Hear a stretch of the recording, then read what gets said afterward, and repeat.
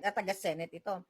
Sabi niya, may bago po silang strategy. Meant po, for VP Sara, ay hindi na po manggagaling sa Congress.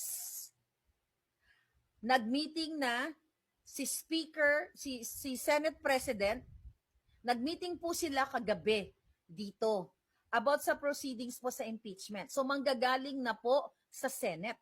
Para hindi daw mahalata na ang impeachment laban kay Inday Sara, nagagamitin na yung confidential funds issue na yan, ay manggagaling na kay Escudero o sa Senate, Senate.